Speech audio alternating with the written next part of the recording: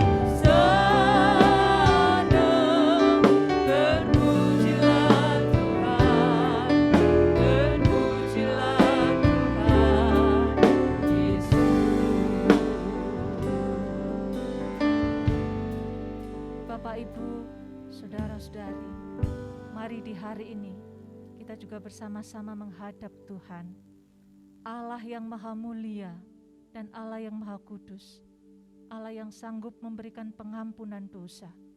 Mari kita mengakui segala kesalahan kita, kelemahan kita, karena hanya Dia, Allah yang berkuasa menebus dosa. Terima kasih Tuhan Yesus, terima kasih untuk pengorbanan-Mu buat setiap kami. Pada saat ini kami memohon ampun atas segala tutur kata, pikiran maupun tindakan kami yang tidak berkenan di hati Tuhan. Kami mohon Engkau mengampuni segala kesalahan dan kelemahan kami. Sebab hanya oleh kuasa darah dan bilur-Mu saja kami boleh menerima kelepasan dan pengampunan dosa. Terima kasih Bapa, terima kasih Yesus, terima kasih Roh Kudus. Di dalam nama Tuhan Yesus Kristus, mari kita pujikan pujian doa Bapa kami.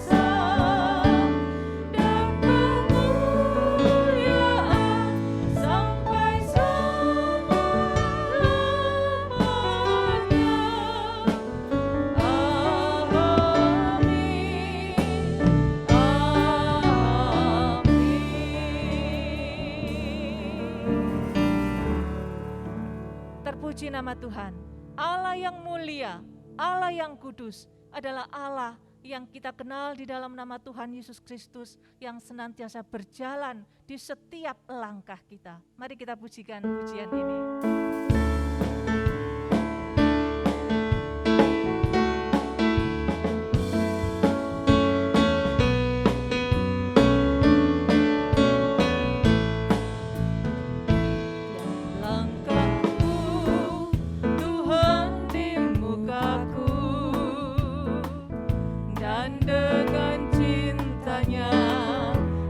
Pimpinku, tiap langkahku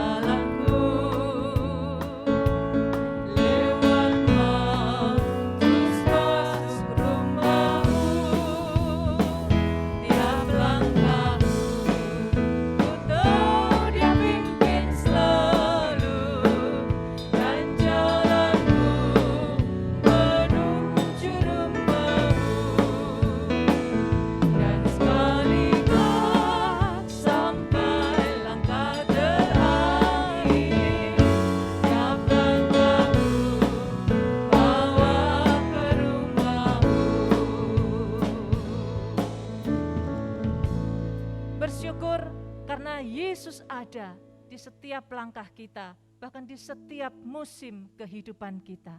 Mari kita pujikan lagu ini. Engkau ada bersamaku.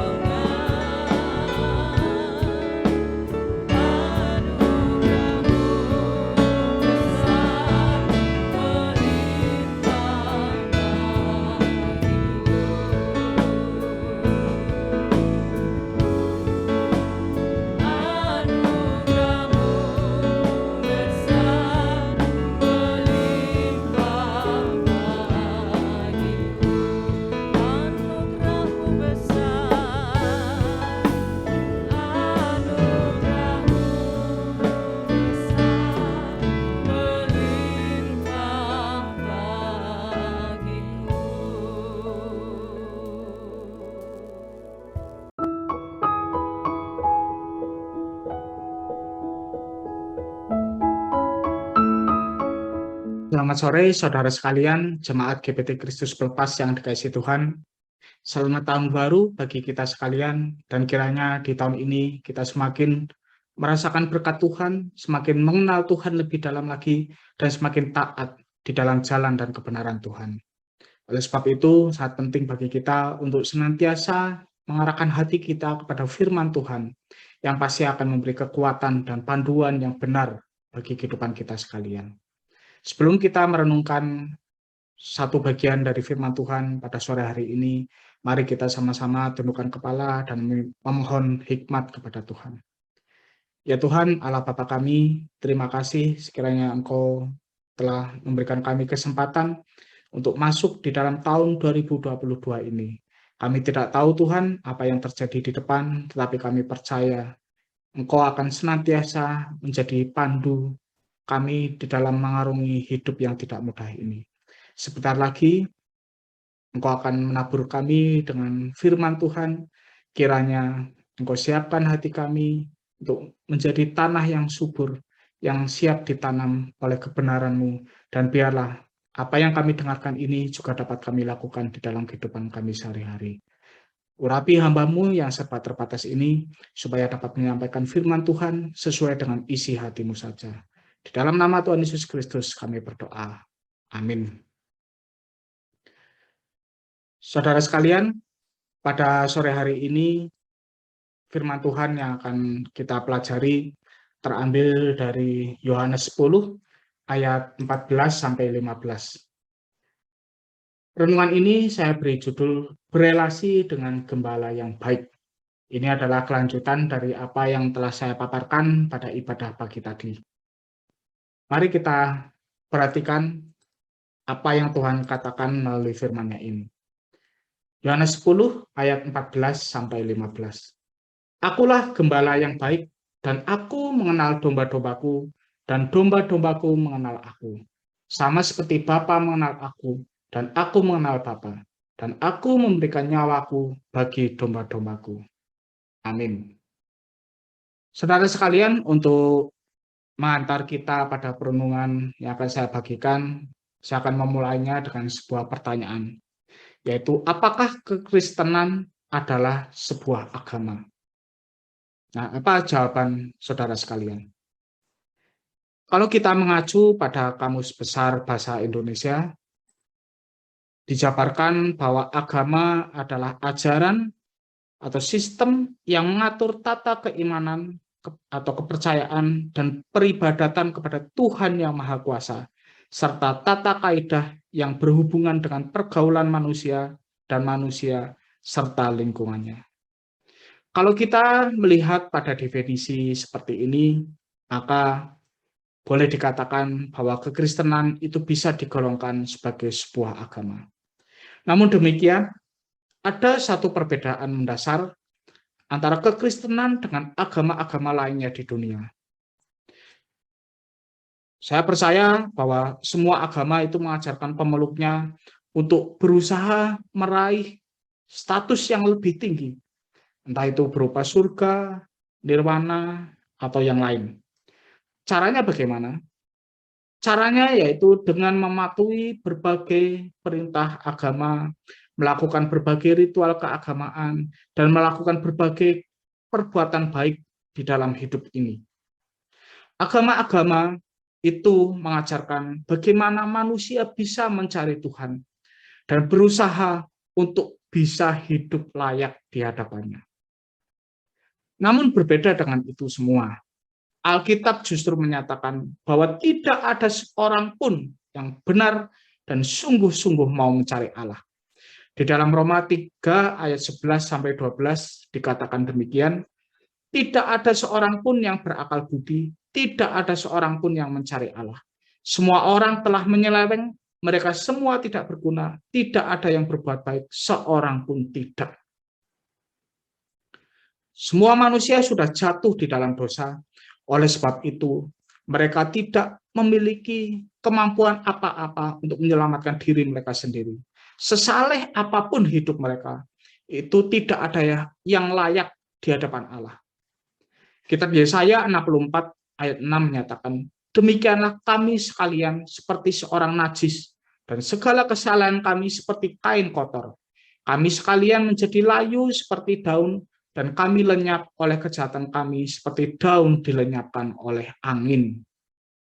Perkataan ini harus kita perhatikan bahwa usaha manusia, seberapapun baiknya itu tidak akan mungkin bisa berkenan kepada Tuhan. Bagaimana mungkin manusia bisa memiliki nilai di hadapan Tuhan jika dia sudah berkubang di dalam lumpur dosa? Bagaimana mungkin perbuatan baiknya yang kecil itu bisa menghapuskan dosanya yang begitu besar di hadapan Allah? Oleh sebab itu, Alkitab mengajarkan bukan manusia yang mencari Allah, tetapi justru Allah lah yang mencari manusia. Ini tepat seperti apa yang diajarkan oleh Tuhan Yesus. Dia berkata, sebab anak manusia datang untuk mencari dan menyelamatkan yang hilang. Lukas 19 ayat 10.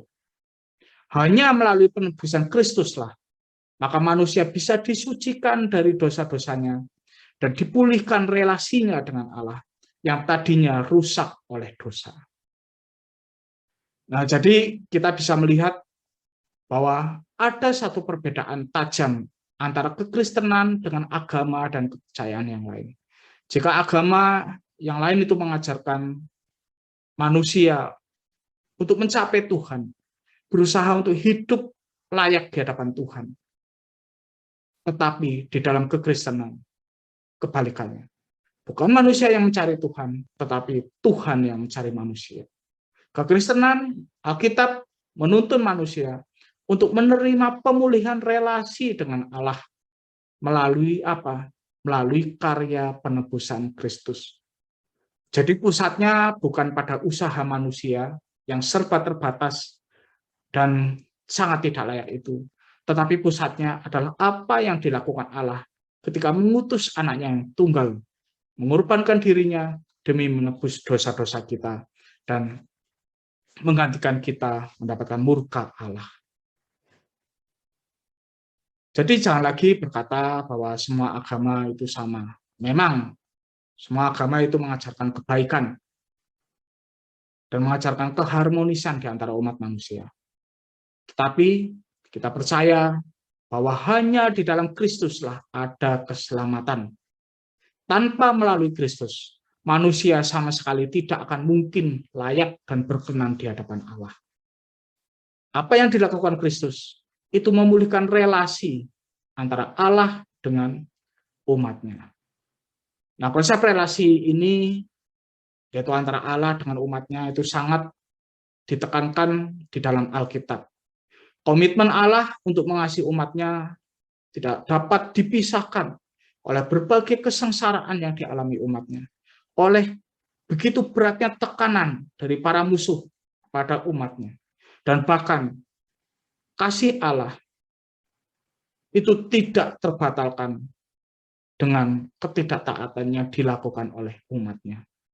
Di sepanjang Perjanjian Lama, berulang kali kita dapat membaca bagaimana Allah dengan sabar menuntun umatnya yang sering menyeleweng dan menyakiti hatinya. Di dalam Matius 23 ayat 37, juga di dalam Lukas 13 ayat 34, tertulis, Yerusalem, Yerusalem, engkau yang membunuh nabi-nabi dan melempari dengan batu orang-orang yang diutus kepadamu. Berkali-kali aku rindu mengumpulkan anak-anakmu, sama seperti induk ayam mengumpulkan anak-anaknya di bawah sayapnya, tetapi kamu tidak mau. Jadi ini menggambarkan bagaimana rindunya Allah menjangkau umatnya, anak-anaknya yang terhilang dan memberontak kepadanya jatuh ke dalam dosa. Tetapi apa yang terjadi? Semakin manusia jatuh di dalam dosa, maka semakin manusia tidak menyadari keberdosaan diri mereka sendiri. Mereka semakin merasa diri saleh, mereka semakin merasa diri benar, dan apa yang mereka lakukan itu membuat mereka berbangga bahwa Allah pasti akan berkenan kepada hidup mereka. Nah, inilah yang juga dinyatakan di dalam sepanjang Injil Yohanes ketika orang-orang Farisi, orang-orang Yahudi dan juga ahli-ahli Taurat, mereka menolak Kristus yang memberitakan kebenaran dan menunjukkan jalan kepada manusia untuk dipulihkan relasinya dengan Allah. Kemudian di dalam Injil Yohanes pasal 10 ini, Tuhan Yesus juga digambarkan sebagai gembala yang baik. Gembala yang tidak sekadarnya saja menjaga domba-dombanya, seperti gembala upahan yang lari melihat kawanan serigala. Karena apa? Karena gembala upahan itu hanya menjaga dombanya untuk mendapat upah. Tetapi Kristus sebagai gembala yang baik, dia menjaga domba-dombanya secara total, karena domba-domba itu milik kepunyaannya, dan dia sangat mengasihi domba-dombanya itu. Bahkan dia rela memberikan nyawanya demi keselamatan domba-dombanya itu. Dan gembala yang baik ini sangat mengenal domba-dombanya. Jelas, karena mereka adalah kepunyaannya. Dan sebaliknya, domba-dombanya pun mengenal sang gembala, karena memiliki relasi dengannya. Jadi kita kembali diperlihatkan bahwa kekristenan itu berpusat pada relasi. Relasi antara Allah dengan umatnya, yang tadinya dirusak oleh dosa, dan kemudian dipulihkan oleh karya penebusan Kristus. Setelah itu, barulah apa yang dilakukan manusia itu bisa berkenan di hati Allah. Tanpa adanya penebusan Kristus, maka perbuatan baik setinggi apapun, itu tidak akan mungkin berkenan di hadapan Allah. Jadi berkat terbesar yang kita dapatkan di dalam Kristus, itu sebenarnya bukan hidup kekal, atau bahkan mungkin bayangan kita, hidup yang tidak ada lagi keluh kesah, ratap tangis, duka cita, dan sebagainya. Apalagi hidup yang sekadar berkat jasmani di dunia. Bukan itu berkat terbesar yang didapatkan di dalam Kristus. Tetapi apa? Berkat terbesar yang kita dapatkan di dalam Kristus adalah pulihnya relasi kita dengan Allah, Pencipta kita, Bapa kita yang sangat mengasihi kita. Dan itulah yang menjadi sumber sukacita kita, baik selama kita hidup di dalam dunia ini, maupun kelak ketika kita tiba di dalam kekekalan. Nah, kemudian kalau kita sudah mengerti bahwa relasi kita dengan Allah sudah dipulihkan melalui Kristus. Kristus, sang gembala yang baik, yang mengenal kita dan menuntun kita untuk menuju hidup yang berkelimpahan, yang penuh dengan anugerah Tuhan. Lalu, bagaimana dampaknya? Apa dampaknya di dunia ini jika kita memiliki relasi yang benar dengan Kristus, gembala yang baik itu? Yang pertama adalah relasi yang benar dengan Kristus akan mengikis keraguan kita atas kebaikannya. Salah satu pergumulan yang sering dihadapi oleh anak-anak Tuhan adalah ketika kehidupan ini itu tidak berjalan sesuai dengan keinginan kita. Musibah bisa datang secara tiba-tiba, juga bisa terjadi berlarut-larut. Ketika itu terjadi, sangat mudah bagi kita untuk meragukan, benarkah Allah itu baik? Tetapi jika kita memiliki relasi yang benar dengan Kristus, maka keadaan sesulit apapun di dunia ini itu tidak akan menggoyahkan kepercayaan kita kepadanya. Misalnya, apa yang terjadi dengan Ayub, seorang hamba yang saleh, tetapi mengalami kesengsaraan yang luar biasa. Tadinya Ayub tidak habis pikir, mengapa Allah membiarkan dirinya jatuh ke dalam musibah seperti itu? Dia sangat menderita. Dia merasa Allah itu tidak adil.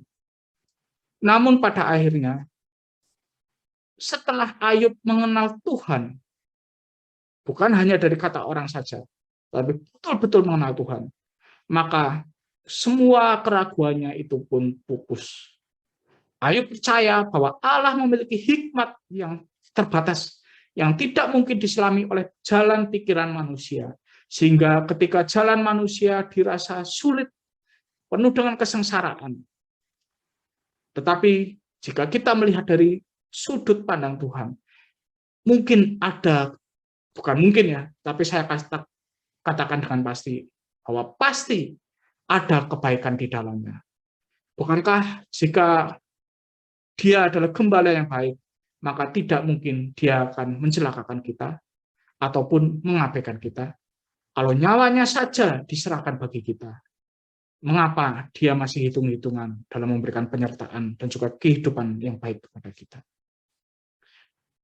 Maka dari itu, jagalah relasi dengan Kristus, bertekunlah di dalam doa, terus menggali firman Tuhan, bersaat teduh, dan juga bersekutu bersama-sama dengan anggota keluarga Allah lainnya. Itu semua jika kita lakukan akan menguatkan otot-otot rohani kita. Seperti Tuhan Yesus ketika dicobai, maka kalau kita memiliki relasi yang benar dengan Allah, kita juga akan mampu melawan cobaan. Karena apa? Kita bersandar pada kekuatan yang didasarkan oleh firman Tuhan, bukan bersandar pada kekuatan diri sendiri. Kita percaya Allah itu baik, dan Allah itu juga pasti akan memberikan kekuatan di dalam setiap cobaan yang kita alami.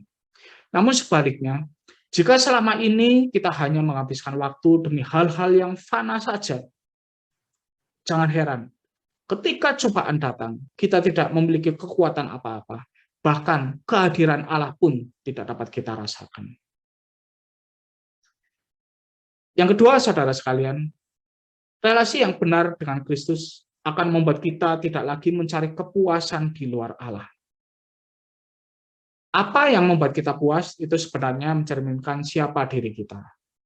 Jika kita seorang hamba uang, maka kita baru akan puas ketika mendapatkan banyak uang. Atau juga misalnya kita adalah seorang yang tidak memiliki kepercayaan diri, krisis percaya diri. Maka kita baru akan puas setelah mendapatkan pengakuan dari orang lain. Nah, demikian pula dengan domba-domba Tuhan. Jika kita benar-benar adalah domba-domba Tuhan, maka kita pasti baru akan merasa puas ketika memiliki relasi dengan gembala. Sungguh aneh ya, jika ada yang mengaku domba Tuhan, tetapi justru merasa puas ketika hidupnya menjauh dari sang gembala. Lebih suka menghabiskan waktu untuk mencari keuntungan diri dibanding membangun pengenalan akan Tuhan. Domba-domba Tuhan tidak akan mungkin seperti ini. Domba-domba Tuhan pasti akan merasa puas jika berada di dekat sang gembala. Sebaik apapun hidupnya ya, seekor domba yang ada di padang rumput yang hijau, tapi jika tidak ada sang gembala di situ, dia itu akan merasa ketakutan. Karena apa? Bisa tiba-tiba kawanan serigala datang menyerang. Bisa juga dia terpisah dari kawanannya. Tetapi ketika ada di dalam tuntunan sang gembala, ada di dekat sang gembala, walaupun melintasi daerah yang kering dan tandus, dia percaya bahwa sang gembala akan menuntunnya ke padang yang berumput hijau. Nah, kepuasan yang seperti ini itu harus kita cari di dalam hidup ini. Jangan sampai kita dipuaskan oleh hal-hal yang fana. Yang semakin kita kejar justru akan membuat semakin hampa hidup kita. Lihat tokoh-tokoh yang ada di dalam kitab-kitab Injil dan juga terutama di dalam Injil Yohanes, perempuan Samaria, terus kemudian di dalam kitab Injil di Lukas ada Sakeus, dan kemudian Yudas. Mereka semua adalah orang-orang yang memiliki posisi, harta, dan juga kesenangan yang lain di dunia ini. Tetapi hidup mereka hampa. Dan mereka baru merasa dipuaskan ketika bertemu dengan Tuhan Yesus. Kecuali Yudas tentunya, yang sampai akhir hidupnya tetap menolak untuk berada di dalam dekapan sang gembala. Kalau kita mencari kepuasan di dalam hal-hal yang fana, kita itu akan mudah diombang-ambingkan dengan suara yang bukan Injil. Nah, suara ini itu bukan hanya berupa ajaran sesat, tetapi juga suara-suara yang menuntun kita untuk lebih menuruti nafsu kedagingan dibanding menikmati relasi dengan Allah. Suara-suara yang bukan Injil itu mungkin terdengar sangat mengenakkan telinga, terdengar sangat logis, dan kemudian terlihat sangat manjur, ampuh untuk dilakukan di dalam kehidupan ini, untuk meraih hidup yang berkelimpahan menurut cara pandang dunia. Tetapi ingat, itu semua justru akan menuntut kita ke dalam kebinasaan kalau tidak sesuai dengan Injil, yaitu suara sang gembala suara Kristus, suara Allah yang dinyatakan di dalam Alkitab. Hati-hati, pekalah terhadap suara-suara yang kita dengar di dalam kehidupan ini. Dan kemudian puaslah hanya di dalam Kristus. Karena kalau kita tidak memiliki kepuasan di dalam Kristus, maka yakinlah hidup kita itu pasti akan hampa. Dan juga yang ketiga, relasi yang benar dengan Kristus akan membuat kita bisa mengasihinya dengan benar. Mungkin selama ini kita mendekati Tuhan dengan cara yang salah. Misalnya, taat kepada Tuhan dengan harapan Tuhan mau melunakkan hati untuk kita. Atau kecewa kepada Tuhan ketika mendapatkan musibah. Padahal kita sudah merasa habis-habisan bekerja untuk Tuhan. Yang lain lagi, ada juga orang-orang yang kurang merasa bersyukur karena mereka berpandangan bahwa Tuhan tidak memberikan hidup yang luar biasa. Hidup mereka hanya biasa-biasa saja, atau bahkan tidak jauh dari penderitaan. Nah, bukankah itu menandakan bahwa kita belum sungguh-sungguh memiliki relasi dengannya? Kita tidak menyadari siapa itu Tuhan, betapa baiknya Dia kepada kita, betapa naturnya adalah kasih, sehingga apa yang Dia lakukan di dalam hidup kita itu pasti didasarkan atas kasih. Tidak ada yang bertujuan untuk mencelakakan kita atau membuat kita sengsara. Itulah Tuhan kita. Namun kita tidak menyadarinya, sehingga kita bisa salah dalam mendekati Tuhan dan mengasihi Tuhan. Salah di dalam melayani Tuhan. Kita juga tidak menyadari siapa diri kita. Bahwa kita adalah orang yang berdosa, yang sebenarnya tidak layak untuk berbuat apa-apa untuk Tuhan. Ketika kita merasa berkorban di dalam pelayanan, kita tidak menyadari siapa diri kita, yang tadinya adalah manusia berdosa, yang berkubang di dalam lumpur dosa. Tetapi Kristus mau menyelamatkan kita, menarik kita keluar dari kubangan lumpur itu, dan memberikan kita kesempatan untuk melayani Tuhan. Jadi sebenarnya apa yang kita lakukan kepada Tuhan, untuk Tuhan, itu bukan dari kekuatan kita ataupun dari talenta kita sendiri. Tetapi karena apa? Karena Kristuslah. Maka apa yang kita lakukan itu bisa berkenan di hati Tuhan. Kemudian gumulan lain yang sering dihadapi oleh anak-anak Tuhan adalah taat kepadanya walaupun itu berlawanan dengan pikiran kita. Banyak alasan yang bisa membuat kita ragu bahwa perintah Tuhan itu baik. Misalnya, kok enak kita harus mengampuni orang itu yang sangat menyakiti hati kita. Atau juga sebagai seorang pengusaha, keadaan sedang sulit. Bagaimana mungkin saya bisa bersaing kalau saya tetap menjalankan hidup yang jujur? Nah, tanpa memiliki relasi yang benar dengan Kristus, maka perintahnya itu akan terasa berat. Di dalam Injil Yohanes, kita bisa membaca ada murid-murid yang mengundurkan diri setelah mendengarkan perkataan Tuhan Yesus yang keras. Silakan baca Yohanes 6 ayat 60 dan juga 66. Ada murid-murid yang setelah mendengarkan perkataan Tuhan Yesus yang tidak sesuai dengan logika mereka, maka mereka mulai undur satu demi satu. Nah, inilah yang membuat banyak orang gagal untuk mendengar suara Tuhan. Karena tidak memiliki relasi yang benar dengan Tuhan, maka tidak peka terhadap suara Tuhan dan juga meragukan bahwa suara Tuhan itu adalah suara yang terbaik, satu-satunya suara yang layak untuk kita ikuti di dalam kehidupan ini. Namun ketika kita memiliki relasi yang benar dengan Kristus, maka kita akan mampu untuk taat menjalankan kehendak-Nya. Kita tidak akan melakukannya dengan terpaksa, kita juga tidak akan melakukannya dengan mengharapkan imbalan tertentu, termasuk juga imbalan surga, karena pada dasarnya Kristus sudah memberikannya bagi kita. Jadi kita melakukan segala perintah Tuhan, itu tidak ada embel-embel lain selain mengasihi Tuhan yang sudah mengasihi kita dengan begitu limpahnya, bahkan nyawanya sendiri pun Dia berikan bagi kita. Nah, inilah yang membedakan cara kita di dalam mengasihi Allah dengan cara orang-orang lain di dalam dunia ini dalam mengasihi Allah mereka. Apa yang kita lakukan dalam mengasihi Tuhan itu didasarkan pada apa yang telah Kristus lakukan bagi kita dengan cara menebus kita dari dosa. Tanpa itu, tidak mungkin kita bisa mengasihi Tuhan dengan benar.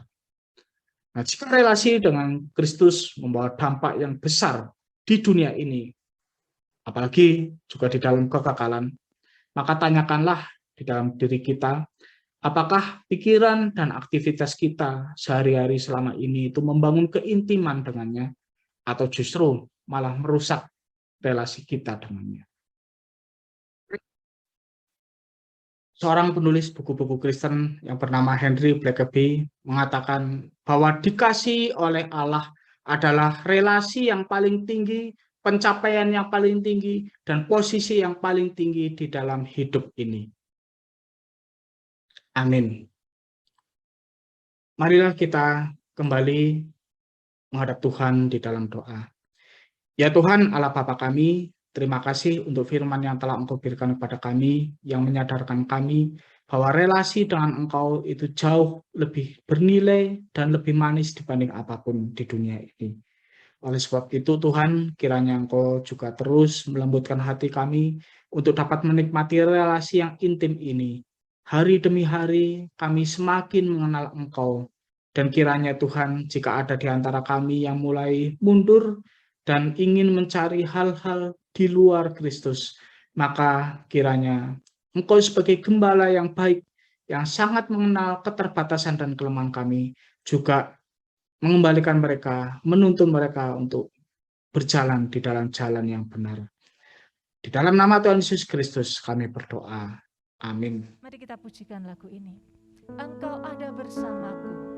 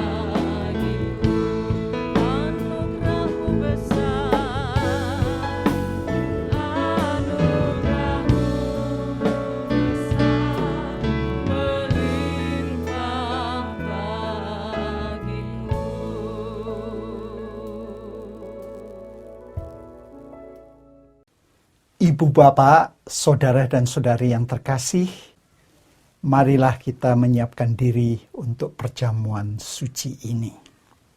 Perjamuan suci merupakan peringatan akan kematian dan pengorbanan Tuhan Yesus bagi kita semua.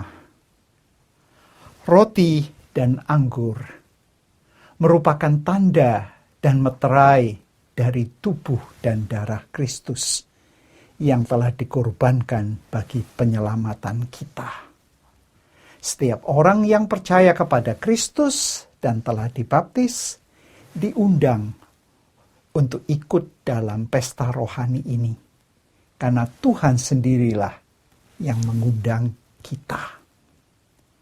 Inilah penetapan perjamuan suci dari 1 Korintus 11 ayat 23 sampai dengan 26. Sebab apa yang telah kuteruskan kepadamu, telah aku terima dari Tuhan, yaitu bahwa Tuhan Yesus pada malam waktu ia diserahkan mengambil roti. Dan sesudah itu ia mengucap syukur atasnya. Ia memecah-mecahkannya dan berkata, "Inilah tubuhku yang diserahkan bagi kamu. Perbuatlah ini menjadi peringatan akan aku." Demikian juga ia mengambil cawan sesudah makan, lalu berkata, "Cawan ini adalah perjanjian baru yang dimeteraikan oleh darahku. Perbuatlah ini setiap kali kamu meminumnya menjadi peringatan akan aku. Sebab setiap kali kamu makan roti ini dan minum cawan ini, kamu memberitakan kematian Tuhan sampai ia datang." Marilah kita berdoa. Ya Bapa Surgawi, kami sungguh mengucap syukur atas pengorbanan Tuhan Yesus Kristus di atas salib. Dan roti serta anggur menjadi lambang tubuh dan darah Kristus. Biarlah kami menerima berkat rohani ini dengan keyakinan bahwa karya penyelamatan Yesus Kristus yang akan mengumpulkan kami dari semua suku, bangsa, dan bahasa yang percaya kepada Yesus akan diselamatkan. Di dalam Yesus Kristus, Tuhan kami berdoa. Amin. Jemaat diundang mengangkat roti. Bukankah roti yang kita pecah-pecahkan merupakan bagian dari tubuh Kristus? Amin. Makanlah dengan iman dan dengan ucapan syukur.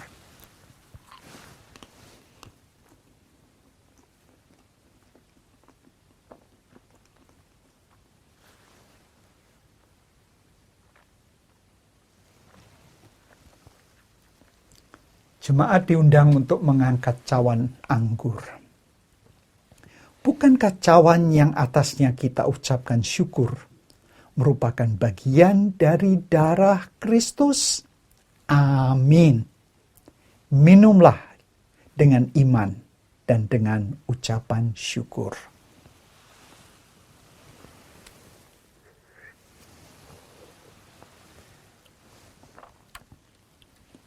Yang mengucap syukur boleh menyatakannya dengan mengangkat kedua tangan ke atas. Marilah kita berdoa. Ya Bapa Surgawi, terima kasih atas berkat roti dan anggur yang melambangkan tubuh dan darah Kristus.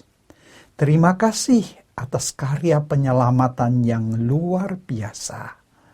Biarlah Tuhan, teladan Kristus yang setia sampai akhir, menjadi komitmen kami untuk mengiring Yesus, beribadah dan melayani Tuhan sampai nafas kami yang terakhir. Terima kasih ya Bapa. Di dalam Yesus Kristus kami berdoa. Amin. Pengumuman GPT Kristus Pelepas Malang. Dalam upaya mencegah penyebaran COVID-19, Ibadah umum minggu pagi ataupun sore, juga ibadah tengah minggu akan dilayani secara online. Berikut adalah jadwal ibadah tengah minggu. Adapun tautan untuk mengakses ibadah-ibadah tersebut akan diumumkan di grup pengumuman GBTKP setiap hari. Perjamuan suci akan dilayani secara online setiap minggu secara bergantian pagi dan sore. Tidak lupa kita juga mendukung bantuan doa bagi jemaat Tuhan, baik yang mengalami kelemahan tubuh ataupun sudah lanjut usia. Kiranya Tuhan menolong.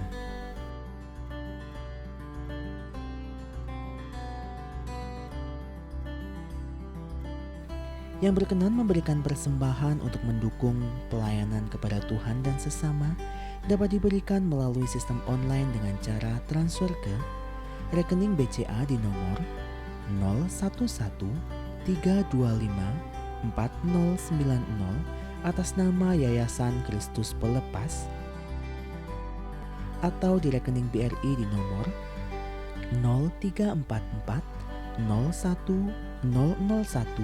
03440013565667 atas nama Yayasan Kristus Pelepas, atau scan barcode yang tertera pada layar menggunakan aplikasi scan barcode di HP Anda.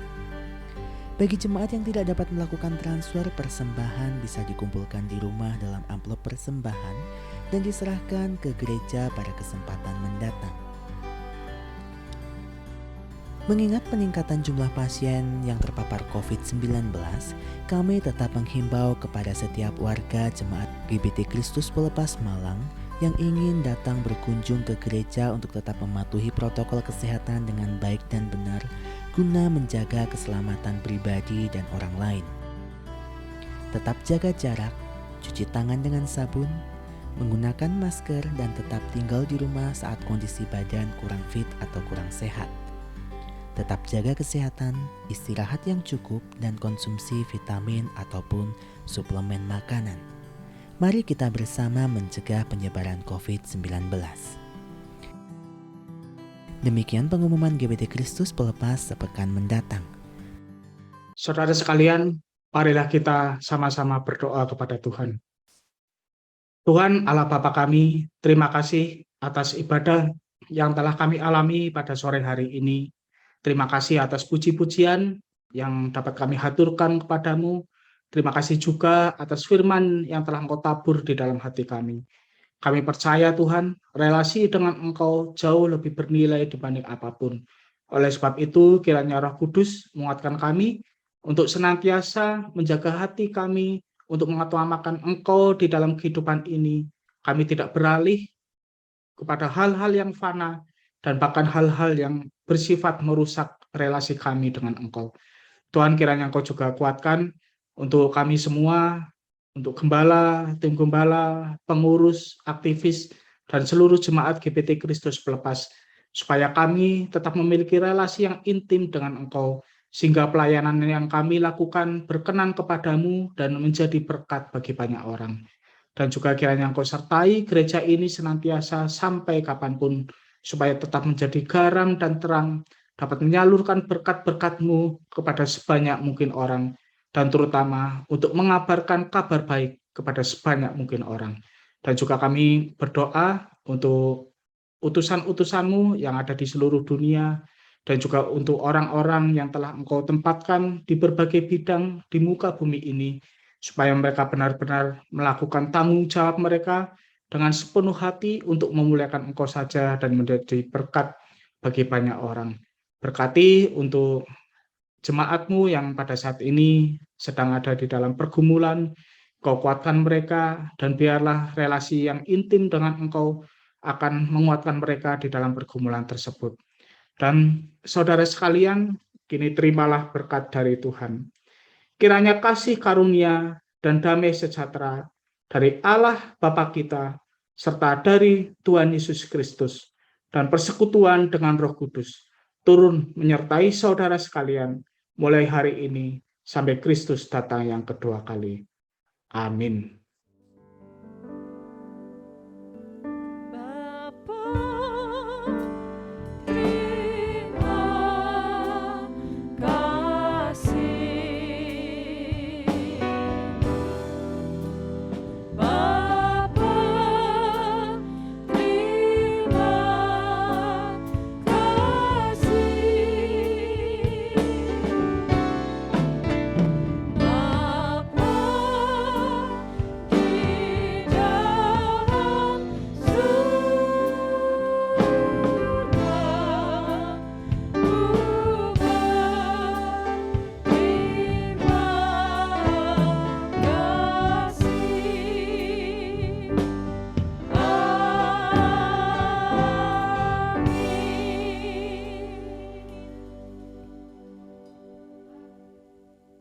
Jangan lupa subscribe di channel kami dan juga klik tombol lonceng untuk mendapatkan update terbaru dari kami. Sampai jumpa minggu depan, Tuhan Yesus memberkati.